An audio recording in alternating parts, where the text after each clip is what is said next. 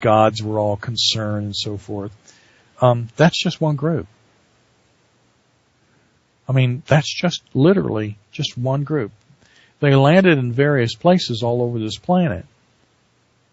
And they built monstrous edifices, megaliths.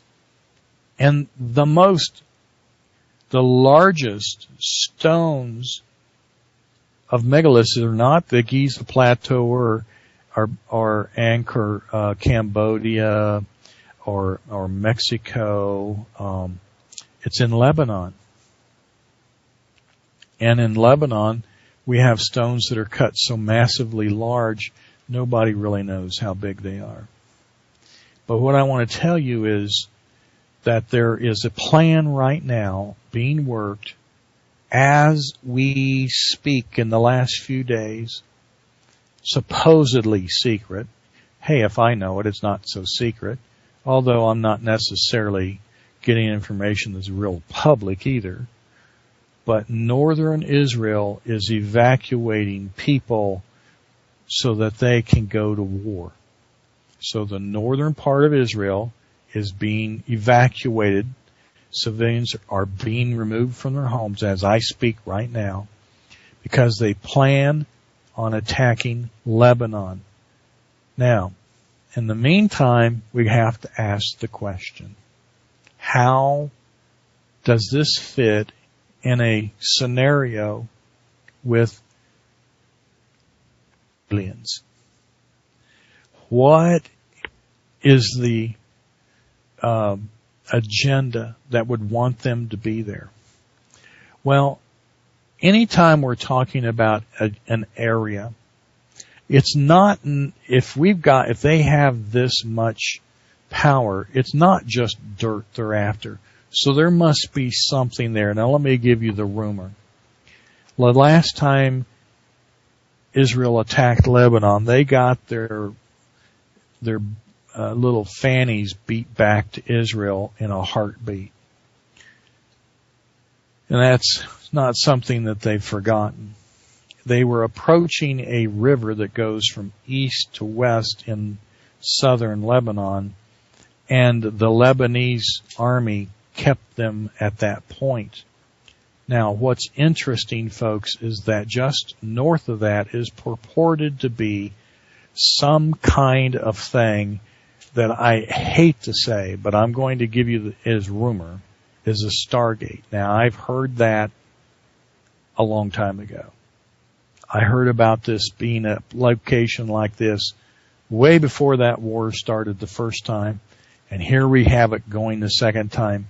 And just to the east of that is that place that is infamous, and the place mentioned so much even in the book of Enoch called Mount Hermon, where they came from. So this is kind of like home territory for these aliens. Now, Israel is headed up there. Now let's take off the word Israel and say Mossad. Now I'm going to tell you something. The Mossad or any other intelligence agency most likely are all hooked together in a respectful cooperation, not at the lieutenant level, not at the street level. When I was pounding streets in airports of foreign countries, and it could have been exotic places of the Latin countries where, you know, you're sitting down with pina coladas and you're talking to really strange people at expat restaurants on top of hotels and a flat roof, and where people get kidnapped and held hostage. Whenever I was doing that, that's the lieutenant level. At the high level, these people are working together. Some people call it the Illuminati. Some people call it the New World Order. I'm going to challenge you and tell you that I think what you really should be thinking is that it has absolutely nothing to do with humans. That it has to do with an agenda being worked so that it can destabilize every solitary civilization that's indigenous on this planet, to undermine it for their benefit. And they have a pecking order that they're going through in order to make that happen. And more than likely, if it gets them control of some kind of technology, like what we might think of as a Stargate, that's probably one of them. You know, the spiral over Norway wasn't just a spiral.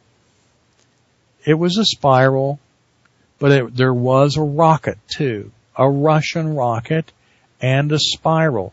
No, it was, and some people go, no, it wasn't a rocket, it was a spiral. How about both? And like I said last time, there's an agenda being played out there, and we've got more of them since then. So there's a lot of that kind of speculation. So as we talk, even Turkish intelligence has said we're going to, well, Turkey went to Lebanon and told Lebanon, get ready because the Mossad and the IDF are getting ready to invade you. What in the world for? What have they got in Lebanon that Israel can't live without? It's a crazy world, isn't it? This is what I'm talking about. All this information is convoluted the whole important, most important aspect of alien life. You know, it's one thing to get along, but it doesn't mean that, you know, culturally we have to be liking it. In other words, I might be Scottish. It doesn't mean I hate Hispanics.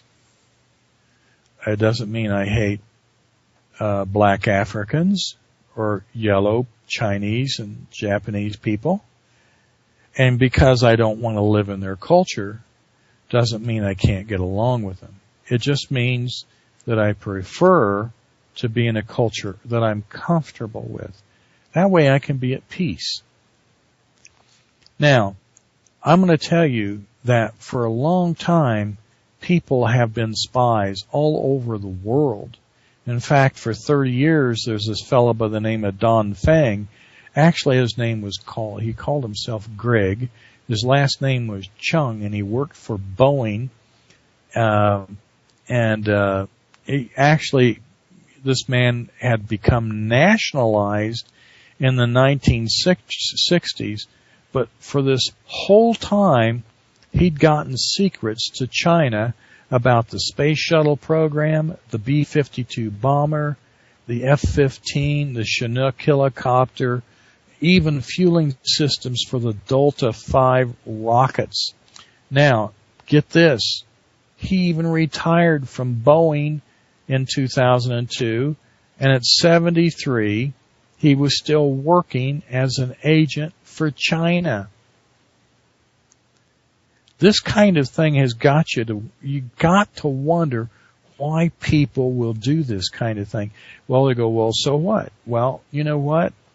It's an agenda. It's a secret agenda. Intelligence agency to have watched him. And what you don't know is China has a huge spy network operating within many of North American and European countries, and they have a military agenda.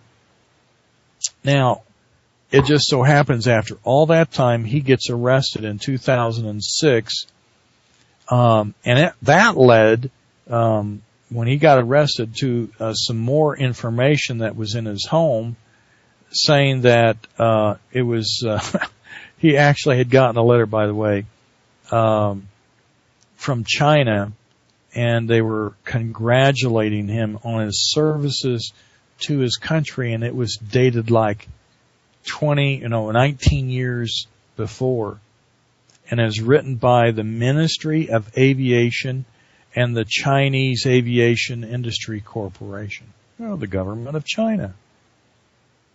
Now, What we don't know, what we need to understand is that